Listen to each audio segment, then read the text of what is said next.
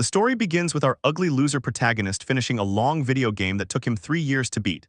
For a normal person, that would be a heroic achievement and probably something to brag about online. For him, it barely scratched the itch. He is a hardcore gamer from Japan who thrives on suffering and game balance that feels like it was designed by demons. The ending leaves him hollow. He wanted something that would devour a decade of his life, not just 3 years. Disappointed, he immediately searches for a new challenge. The keywords he types into his browser are very specific. A hardcore game with painfully bad balancing. That alone should tell you what kind of menace we are dealing with. As soon as he hits enter, his screen flickers and displays a strange fantasy landscape. An unknown developer offers him a game that takes place in a world of sword and magic and promises that the game never ends. He does not think twice. If a game threatens his sanity, it is already his favorite genre. He checks the difficulty options. There is easy, normal, and a new setting called Hell Mode. The description warns that choosing Hell Mode means regret will be the least of his worries because absolute despair awaits him. Also, leveling requires 100 times the experience compared to normal mode. A warning like that would scare away any sane human, but he has heard it before and it never stopped him. Without hesitation, he selects Hell Mode. Next, the game offers a wide selection of character classes. He scrolls past Swordsman, Spear Warrior, Swordmaster, Hero, Demon Lord, and several others. One class stands out for having the highest difficulty rating, Summoner. The class is still in alpha testing and should not even be available, but it catches his attention anyway. A summoner with broken balancing and unfinished mechanics sounds like pure bliss to a player like him. He clicks Start, unknowingly signing up as a test subject for a game that nobody asked for. The moment he confirms his choice, his physical body vanishes from his room as if someone pressed the logout button on reality itself. A warm sensation surrounds him, which would be relaxing if he had any idea where he was. That calm feeling vanishes quickly and turns into crushing pressure that makes it hard to breathe. A few seconds later, he enters the world by literally being born as a baby. The game has forced him into a realistic reincarnation scenario, complete with childbirth. His father holds him proudly and announces that he is a boy, then immediately names him Alan. The protagonist accepts this new name and new life without fuss, despite the fact that 35 seconds ago he was a 35-year-old office worker named Kenichi Yamada. In his previous life, he was uneducated, broke, terrible at romance, and never got promoted. Now he is a tiny infant named Alan. A year passes. He cannot speak yet, but his mind works and he can understand the language, which conveniently matches Japanese. He has been born into a serf family, the lowest class in a frontier settlement that pays taxes to a noble in exchange for permission to cultivate land. The village has no name because it is still being developed. His father is named Rodden and works tirelessly to support the family, while his mother Therja is kind, gentle, and beautiful. Alan's suspect siblings are coming soon because his parents are young and affectionate. Therja puts him to bed after dinner, believing he is sleepy.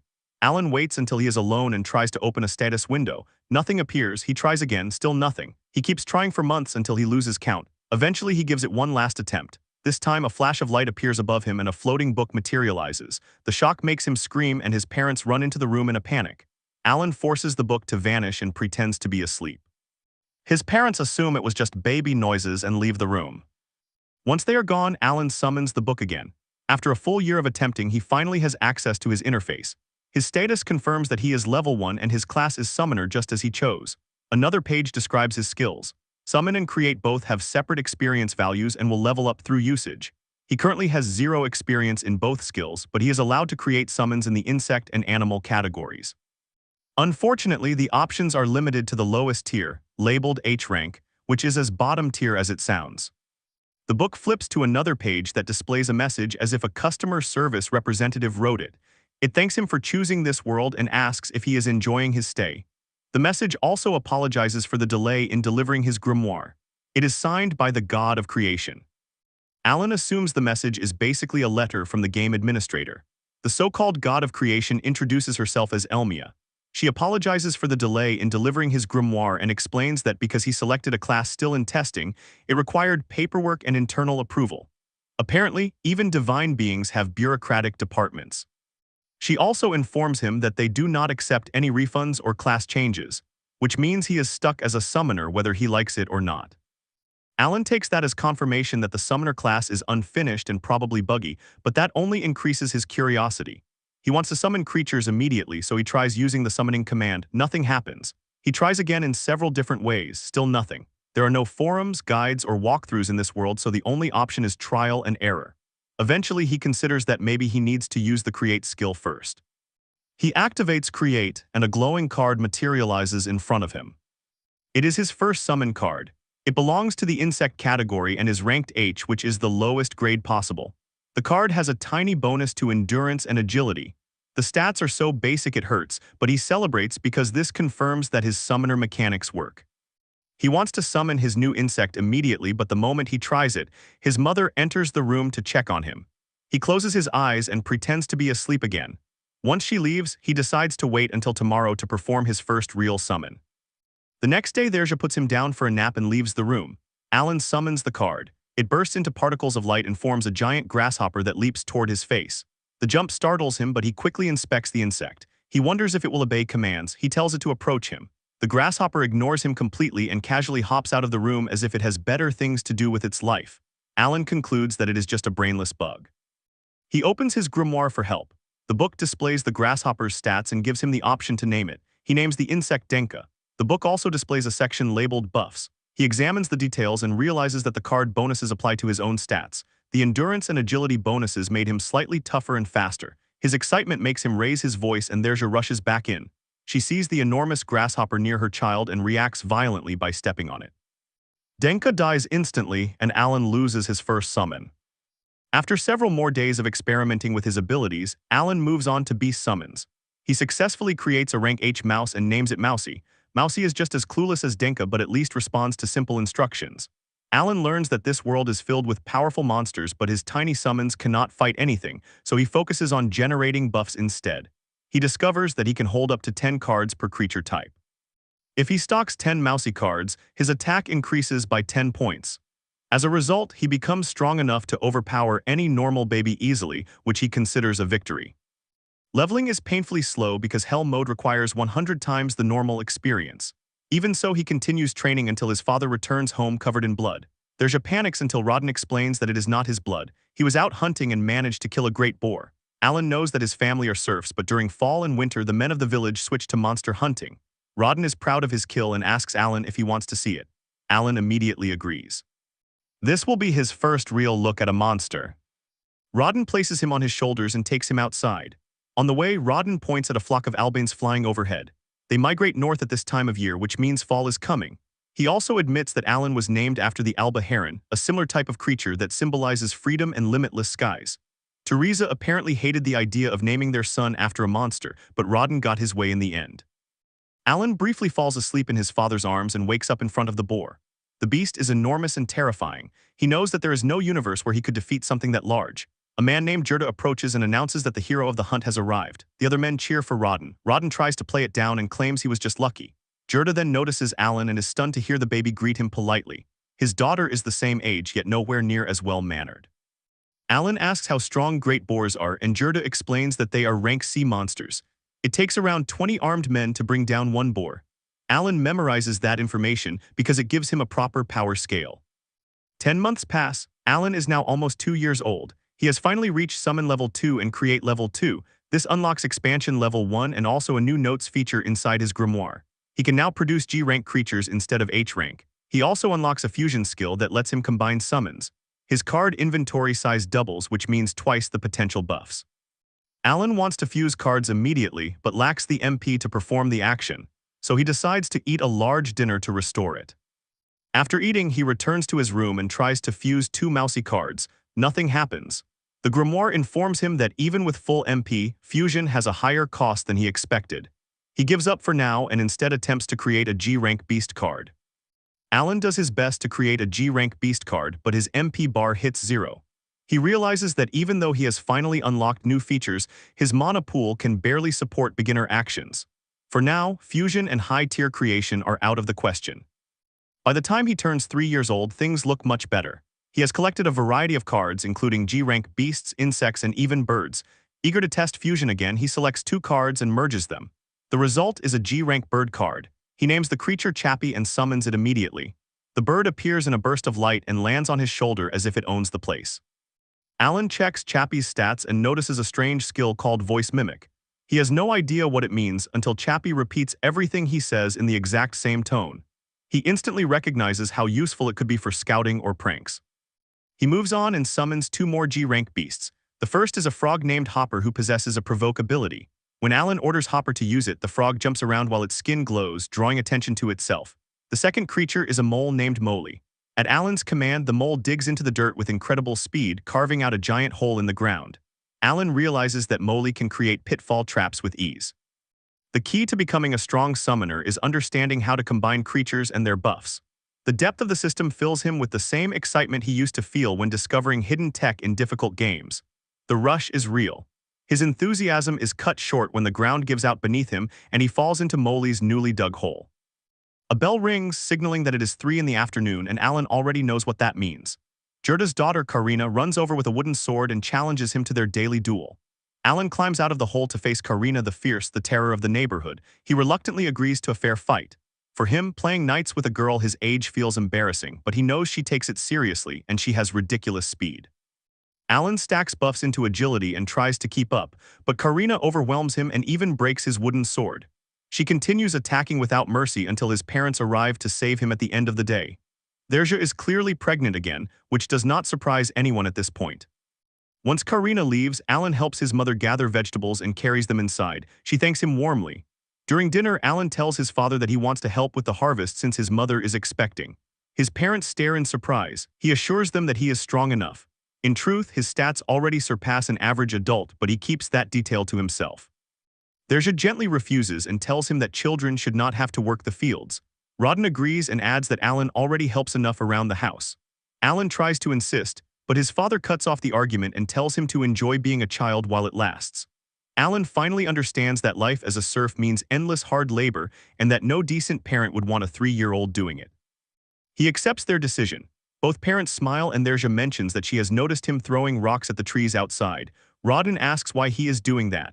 Alan explains that since there are monsters in the woods, he will protect his mother with rocks. Rodden laughs and praises his bravery. In reality, Alan was experimenting to see if he could unlock new skills that are not related to his summoning class. Derja asks if he will protect Karina as well. Alan agrees, though he mainly thinks about how aggressive she is when swinging wooden swords. Rodden comments that they look like they are having fun and mentions the upcoming appraisal ceremony. Curious, Alan asks what it is. Derja explains that when a child turns 5, they undergo a divine appraisal to determine their talent. Rodden adds that if Alan receives a good talent, it could help the family escape their status as serfs. Winter arrives and Alan decides to check on Denka.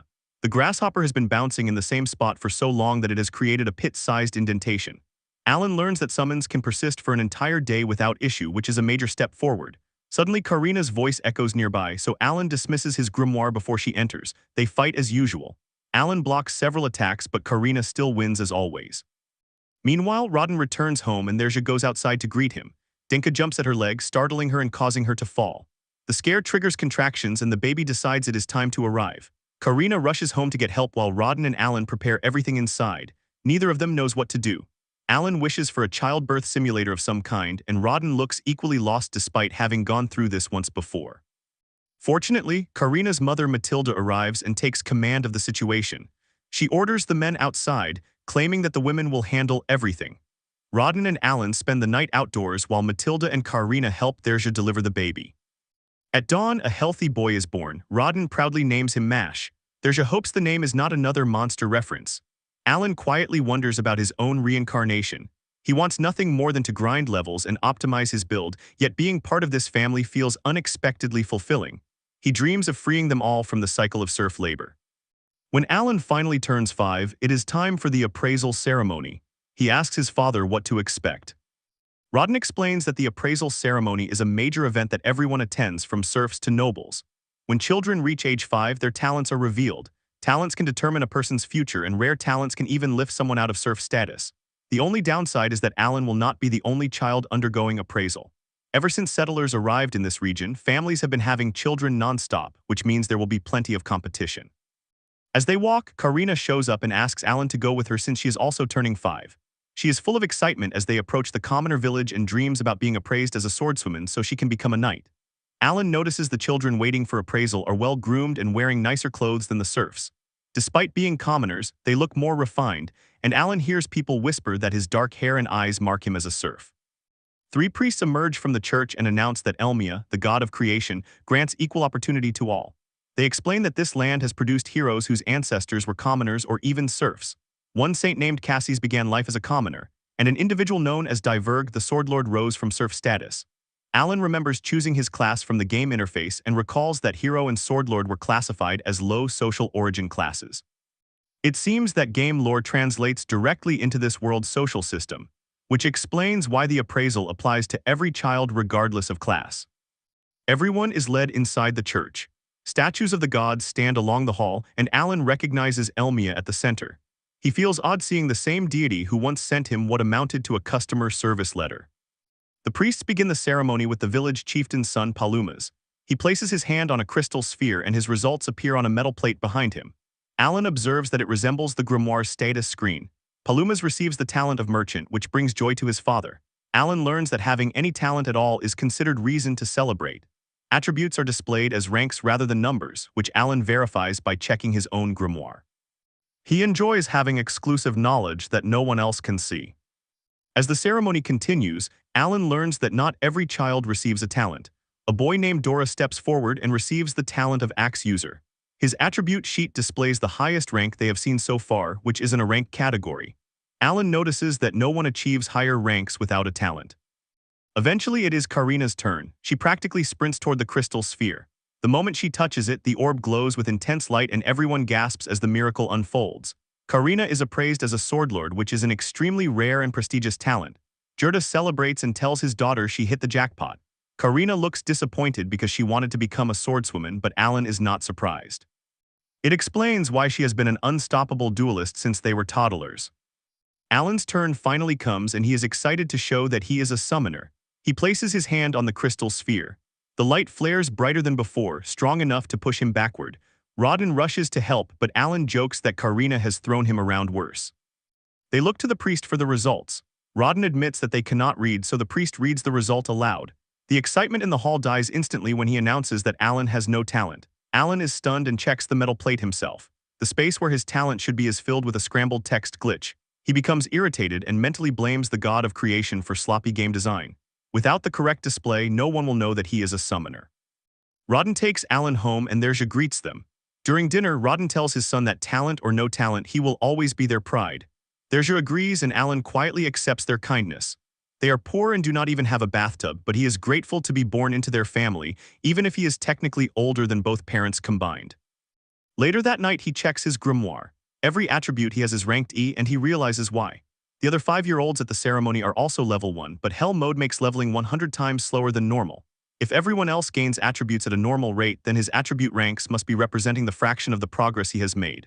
A normal person would despair, but Alan has dedicated his existence to conquering unfair games. He sees this as validation that he is truly playing on Hell mode.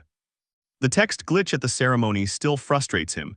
He plans to bombard the developers with complaints. If the gods think they can ignore a hardcore gamer, they are mistaken. Time passes and Alan notices his father acting strangely. Derja explains that Rodin has been like that since coming home late the previous night. Soon after, they visit Gerda's house to celebrate Karina's swordlord talent. Karina beams with pride and declares that swordlord is even better than swordswoman and she plans to become even stronger. Alan laughs and says she already overwhelms him in duels. Matilda, Karina's mother, announces that the village chieftain gifted them a bottle of high-quality liquor to celebrate. Rodin offers a bitter congratulations and tells them to enjoy the drink. Gerda responds by insisting that guests drink first.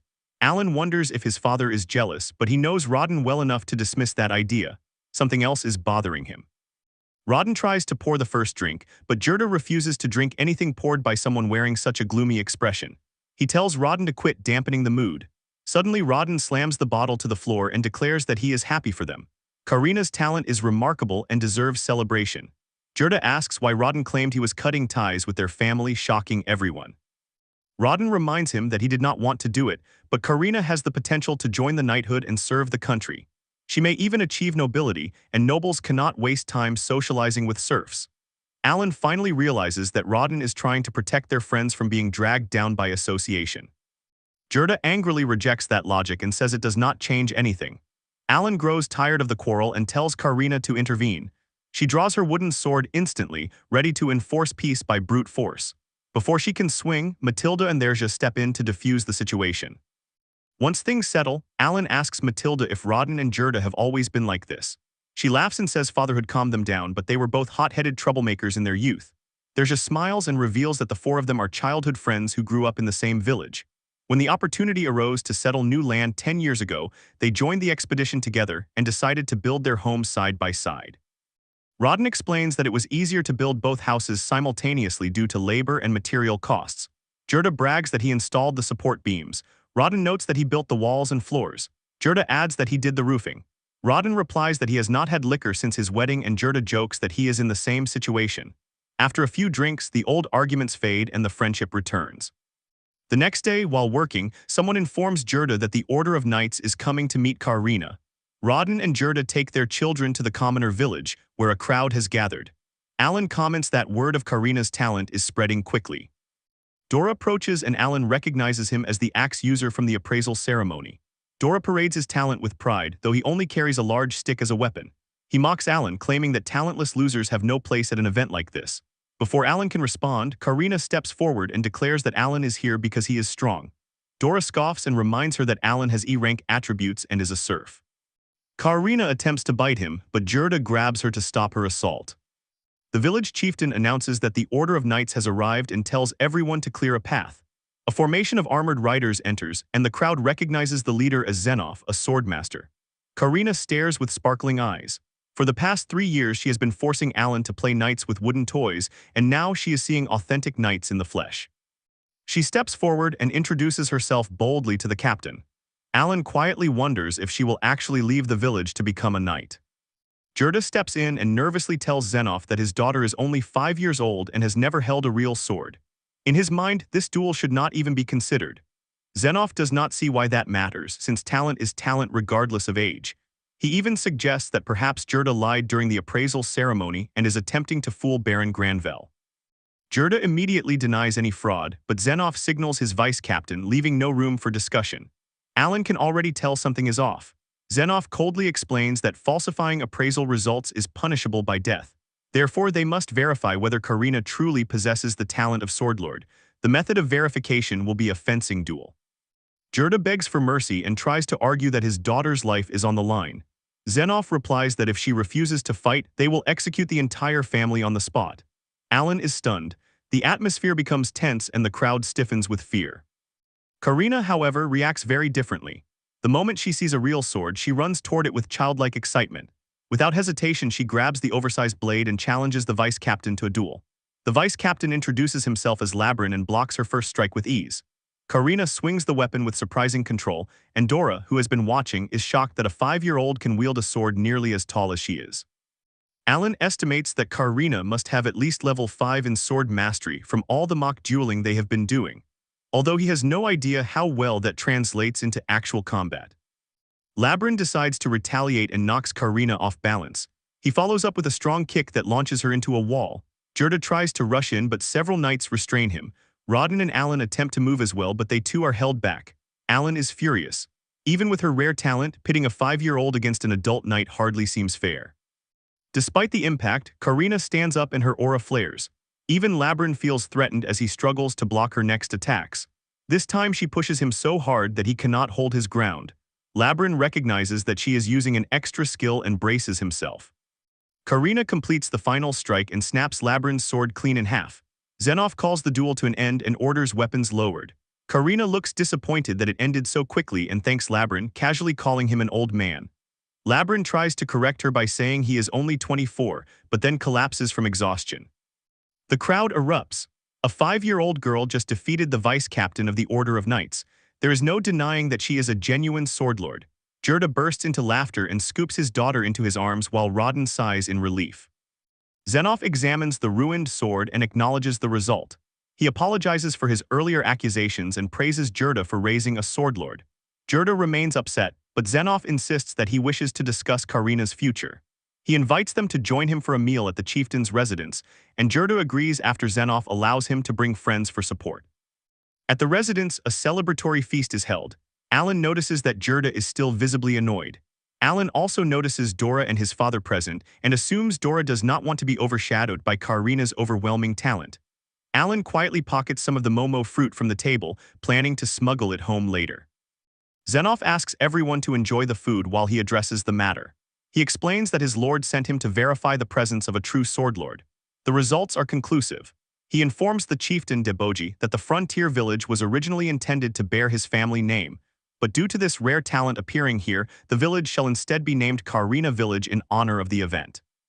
Jurda's expression changes instantly, wiping away his scowl. Deboji formally accepts the decision out of respect for the Baron. Zenoff apologizes for the sudden change and adds that 3 years prior, a noble family claimed to have produced a sword lord.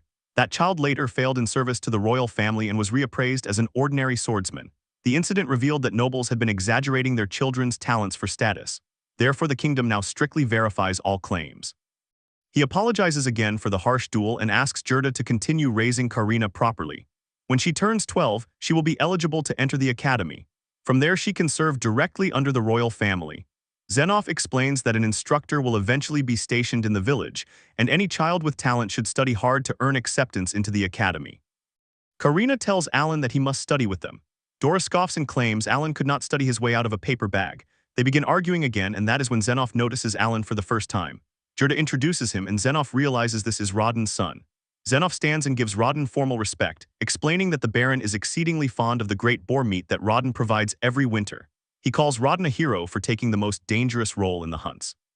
Rodden accepts the praise and is surprised that someone of his status can receive acknowledgement from nobility. He tells Alan that he will accomplish great things as well, since he clearly inherited his father's spirit. Alan shows him the fruit he smuggled, only for Rodden to reveal that he did the same. Alan considers this definitive proof that they are related. Later that night, Alan celebrates a personal victory of his own. He finally leveled up his summon skill. He opens his grimoire and sees the new features. A skill called Enhance allows him to strengthen summons directly. He gained access to F-rank creatures, which he expected, and his card inventory increased from 20 to 30. This means he can gain 50% more buffs by filling those slots. It has been 2 years since his summon skill last leveled, so he plans to conduct experiments as soon as possible. He hopes his next fusion will result in something intimidating, ideally a dragon. Night settles over the small frontier home and Alan volunteers to handle the dishes. It is a small act but meaningful since his mother is expecting another child and needs the rest.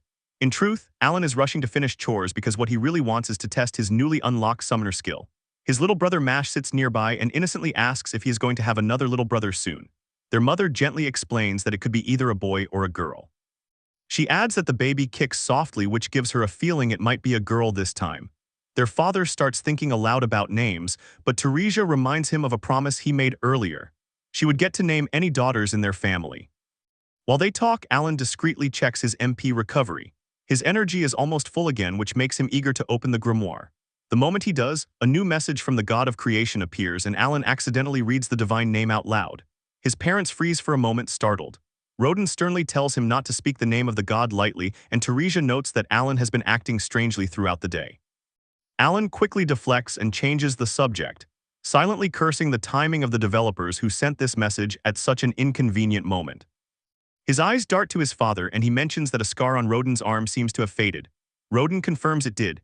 He explains that during boar hunts there are rare moments when hunters feel a surge of power that heals their wounds and clears all exhaustion. The older men call it a trial of the gods. Alan nods as he listens, all while secretly realizing that what they are describing is simply leveling up. It makes him wonder what level his father must be now. Rodden has been hunting great boars for years, which means there is no way he is anything close to a rookie. Even with his summoning skill reaching a new stage, Alan remains stuck at level 1 because he has never defeated any monsters. Serfs are not allowed to wander outside their territory without permission. The only exception is during hunts. Alan hesitates, then tells his father that he wants to join a hunt someday. Rodden immediately rejects the idea. He states calmly that hunting is not a game and losing your focus for even a second can cost your life. Alan understands and lets it go. That same night, once his chores are finished and the house grows quiet, Alan opens the grimoire again. He knew what would be waiting there. After all, he had sent an endless barrage of complaints to the developers about the error during the appraisal ceremony. The letter confirms that the glitch has been fixed. It also clarifies that the reason his attributes appeared as E rank was due to the 100-fold slower progression of Hell mode. Along with the explanation, they included an attachment with his raw stat values. Alan checks it and sees that his MP and intelligence are S rank. This makes perfect sense for a summoner. His distribution of S, A, B, and C ranks matches Krina's closely, so there is nothing for him to be upset about in that regard. Satisfied for the moment, Alan finally tests his new enhancement skill. He enhances Dina and watches the stats of the insect rise. Enhancing affects the creature directly rather than his buffs, so if he enhances his entire roster, his summons will become significantly stronger even when not summoned. Alan tests the summon and confirms the visual changes. Dina looks the same in size but gives off the feeling of a creature far more durable. His excitement lasts only a moment before Teresia walks into the room. The instant she spots the enlarged grasshopper, she panics and stomps it flat without hesitation. For the second time, Alan loses his first summon to his mother's reflexes. The next morning he tests his entire setup in a more controlled fashion. He cycles through summoning and unsummoning. One important discovery stands out. Enhancement on cards is permanent as long as he keeps them. It does not disappear after a day. This means every single card is worth leveling and every duplicate is a future investment. He continues experimenting with fusion but has yet to unlock the next creature type. The final possibility is fusing an F-rank insect with an F-rank bird. He tries it and succeeds. A new card appears, though the excitement dulls slightly when he sees that it is labeled as grass type. Alan did not even know grass counted as a summonable category. It seems almost like an extension of insect type, but he checks the card anyway and sees something remarkable in the buffs. The creature comes with an MP bonus. That changes everything. Bonus MP means more actions per day, which could potentially shrink years of progress into something more manageable.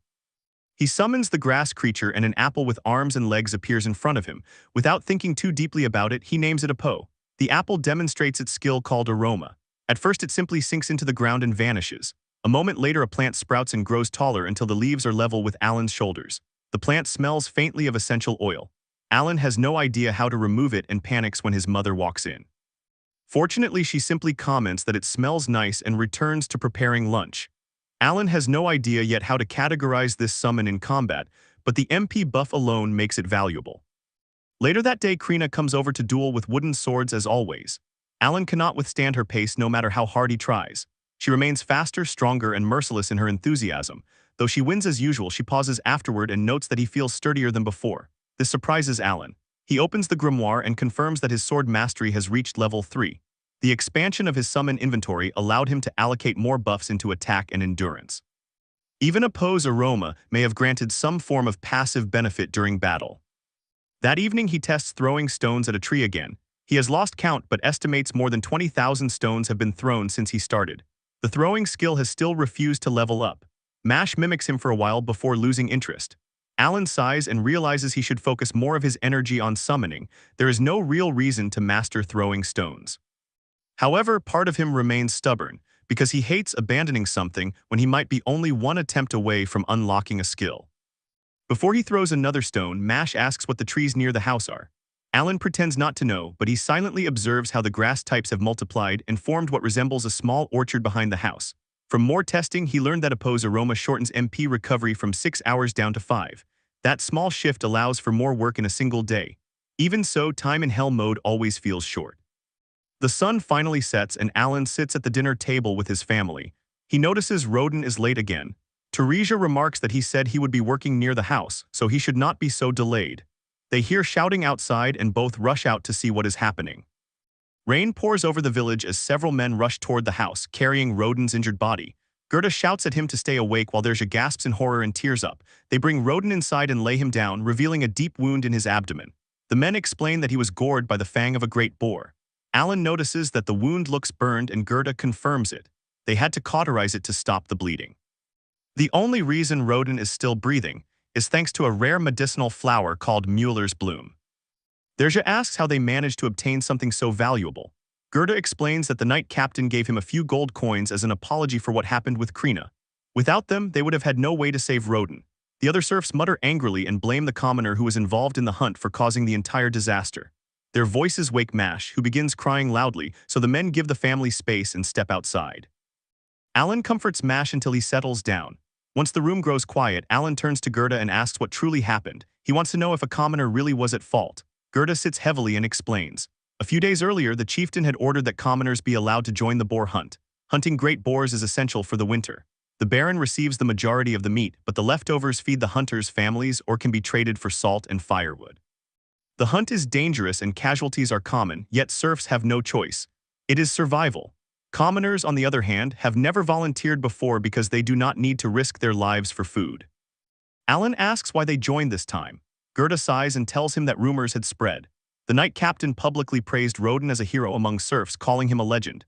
To commoners, that was as good as an official stamp of safety. They assumed that as long as Roden was present, everything would go smoothly. Neither Roden nor Gerda wanted amateurs on such a dangerous hunt, but they could not defy the chieftain's orders. To make matters worse, many of the commoners arrived without taking training seriously.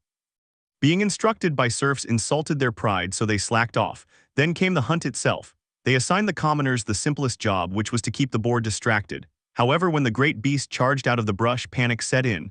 Their formation fell apart instantly. One of the commoners tripped and fell, and Roden threw himself into the fray to save him. In doing so, the boar's fang pierced his stomach. In the end, the beast was slain. Gerda promises to bring Roden's share of the meat the next day. Before leaving, he asks Therja and Alan to stay strong because Roden will need time to recover. After everyone leaves, Alan sits by his sleeping father and silently curses himself. He realizes how useless he has been. While he has been focused entirely on powering up and min-maxing his stats, real people around him have been bleeding and breaking themselves to get through each season. This world is not a game to them. Survival is their reality. Alan watches Mash sleep beside their mother and makes a quiet decision. By morning, Roden wakes up suddenly, trembling and confused. Therja pulls him into her arms in relief and Mash clings to his father's side. Alan watches them and feels something settle inside him. He has a family to protect, a new sibling on the way. Their future matters far more than any endless power climb.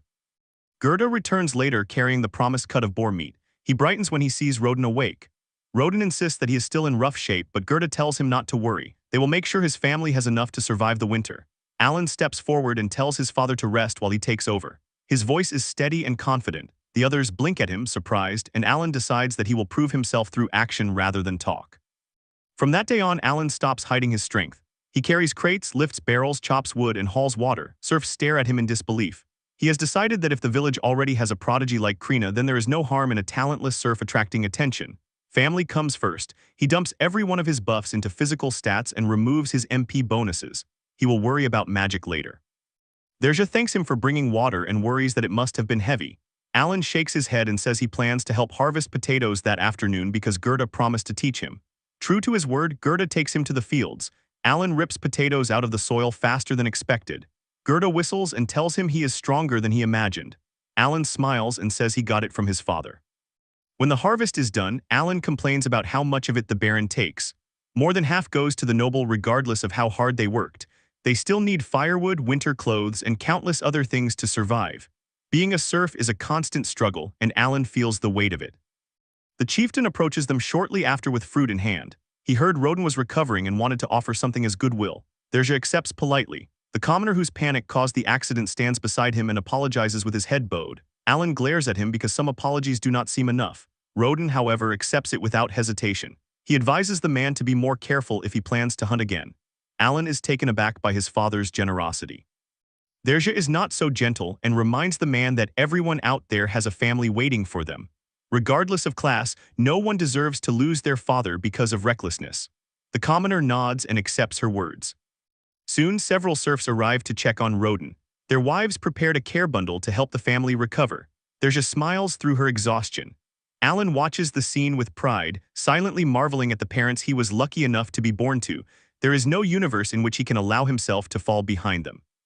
The next day, Alan begins training in earnest. He sets aside a large clearing behind their home and summons Hopper. Dozens of frogs leap out and smack him in the face one after another. Once he recovers, he arranges his traps, hides in the brush, and signals the frogs to provoke. They begin hopping in colorful patterns. It is the oldest trick in the book, but if it lures enough ducks or wild birds, their winter troubles will be solved. He waits, minutes pass, nothing comes. Alan frowns and starts analyzing ranges and timings.